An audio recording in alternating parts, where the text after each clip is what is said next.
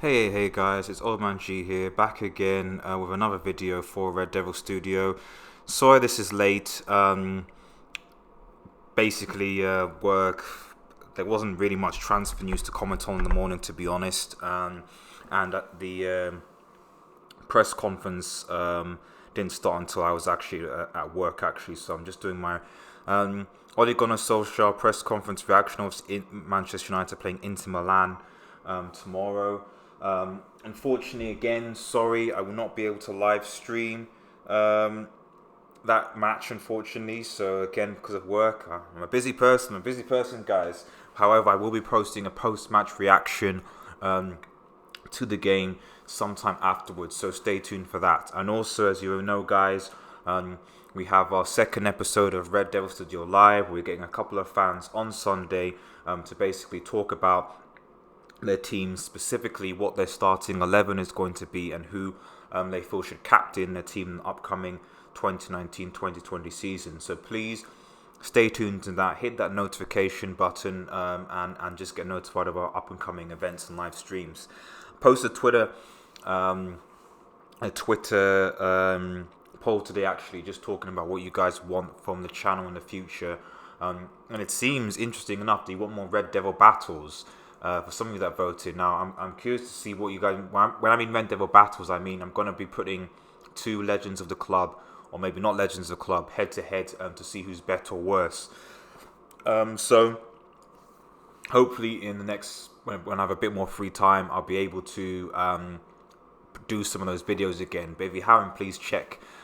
Just go to playlists and look at Red Devil battles, and there should be about 2 or 3 there, specifically Cristiano Ronaldo against David Beckham, and then Jaap Stam actually against Rio Ferdinand. So please check those videos out. Okay, so without further ado, I'm just going to give you a quick summary of the press conference Ole Gunnar Solskjaer had today, or earlier today. Just a bit about what he said, and just highlight a few key points and just sort of comment on them. So basically, Solskjaer, who was actually with Nemanja Matic, started the press conference. The first key thing, I think, is that he's right off the bat, it's where's Lukaku? And Solskjaer says Lukaku's not fit, he won't be available. Asked about Lukaku transfer, says no further comments. It's the same, speculation, etc., etc. I mean, make of this what you will, but I think this is a big... Essentially, I think at the end of the day, Lukaku wants to go to Inter Milan. He wants to go to Inter Milan. There's been no doubt about that. He wants to go to Inter Milan, and I'm assuming that United Inter want to hash out this deal as soon as possible. Basically, you don't make yourself not available. If you're not interested in playing for Manchester United, and he really hasn't featured in pre-season as such so far. That might change, but the impression I get is that he really wants to move to Inter. Conte has already expressed earlier on today that he feels that Lukaku is an important signing, an important part of his plan. Lukaku is Conte's number one signing. He wants Lukaku at the club. He sees something in him, and I feel we should let him go. He fits his team. Solskjaer has already made clear that Lukaku will not fit the style that United want to play, so we should let him go for a reasonable price, of course. And the obvious question comes: who comes in to replace him? And that's ongoing. Anyway, moving on. A few things, Sean De Gea basically available, training well. David De Gea will back. He's obviously going to be a number one. He's obviously going to be signing a new contract. We'll see about that. Darwin Fred a bit, been training at home. Fred is keen to join them. A bit about how good Singapore is and how positive they are. Anyone watching from Singapore, please comment, please like on this video. Be interested to basically just read your comments and see how you feel about Manchester United, what your expectations are for the upcoming season. So if you are listening from Singapore, hello, hope you're doing well, hope you're having a nice day, and please let us know your opinions on Manchester United going forward. He's asked a bit again about the Europa League ambitions, and he basically says We see the Europa League as both a good chance to play youngsters, but also to win a trophy. We're going to go all out to try to win it, of course. So this is good. This is what I was saying to you guys earlier, in that certainly for the group stages, not so much, the latter stages, we might want to get more experience, but certainly for the group stages, there's no real reason why Manchester United cannot play the young players. There's no reason why we can't play Tahith Chong, Garner, Gomez. Think of it this way. If those players could play against PSG in Paris with that fantastic win last season, they should be able to play against B-Tech teams in Europe, at least in the group stages. When obviously the teams that drop in from the Champions League, that makes it a bit more trickier, and maybe you need to bring in a bit of experience. But for the initial group stages, the initial 6 games before Christmas, get Chong there, get Gomez in there, get Twansibi in there, get Garner in there.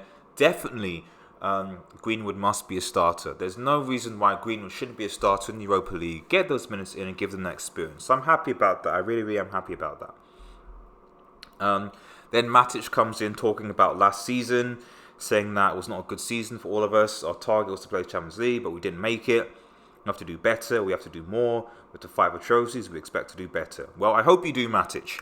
I hope you run faster, okay? Because one of the big reasons why we conceded quite a lot of goals last season was because you're slow and static. So please, please, please, I don't know what fitness regime Solskjaer has you doing, but I hope that means that you are going to be faster than you were last season, because we need a defensive midfielder that's quick, that can transition the ball quickly, and if you can do that for us, great. But if you can't, I am a bit concerned. He does go on to say about his form, says, last season I had some problem injuries. I was not happy with my form. I am not happy. This season I've started with the team and we will see. I feel great. Okay, good. Okay, fine. So he acknowledges that. He acknowledges his poor form was crap. That's good. All I would say is that it's like a lot of those things, like with these players. If these players, it's up to the players ultimately to let the managing staff, to let the physical staff, let the medical staff know how fit they can play. The way I sort of see it is that if you are unfit, if you cannot, Manchester United do not have tons of world-class players. If Pogba and Ronaldo are, sort of unfit or not, you still play them. If Messi, Ronaldo, maybe not Neymar now, you still play those players. But when Manchester United scored, when they're unfit, they're poor. They're average already, so to be unfit, they're poor. So the way I just sort of see it is, if you're not fit, if you're not 100%, or at least even 90%, and you feel like you can't play, I say, the opportunity should be given to other players that are fit, that are hungry, that can play. And if that's youth, then fair enough. We can't have a situation where we're playing like towards the end of last season, where it felt like half of the squad was crippled and they were playing on anyway. It's not right. He's again asked about transfers. Says they're working on 1 or 2, which kind of ties into what we're saying. Harry Maguire, Bruno Fernandes. But he says, my objective here, we've got to get ready for the games and the training sessions. That's only sort of short professional, but we're still in for 1 or 2 transfers, so we are hoping to get those transfers done. Watch this space. That's me saying that. Ollie's saying we've got 1 or 2 more transfers to get. Fine. Interestingly, he's asked about Liverpool and City's form, a fluke or change of power, and he says, the Premier League is a very competitive league. Our aim is to focus on ourselves. We have to be better and be our only focus. I'm sure we'll get close to the top. So it's Dodge doesn't really acknowledge them, but he says we have to get better, basically. We have to, and he's right. 35 points behind them is nonsense. Asked a bit about Anthony Martial, big season it is for him. Saying he should step up. Well, they all need to step up, not just Martial, but Martial, Lingard, all of them need to step up. So I don't know why they singled out Martial, but there we go.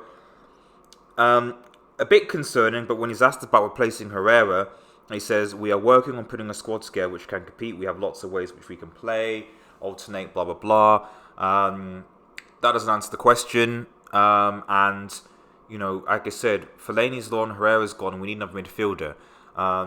So the way I see it, we need to sign another central midfielder. Bruno Fernandes is that midfielder. We need to get him.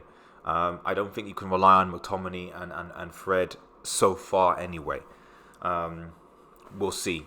I mean, a midfield of Fred, McTominay and Pogba isn't awful, but it can be improved. He's asked about Pogba's form.